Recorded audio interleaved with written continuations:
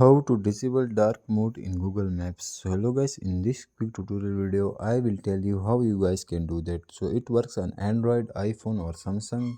So for that we will simply open Google Maps. So I will simply click on that. Once you click on that, you guys will see dark mode was enabled on my Google Maps. So for disabling, I will simply click on top right corner small profile pic. After that, you guys will scroll. Here you guys will see on end settings. So simply click on settings. After that, you guys will see app language, offline map setting, Wi-Fi only, theme. So simply click on theme. Once you click on theme, here you guys will see always in light theme, same as the device theme. So simply select one. So I will simply light theme. After that, click on save.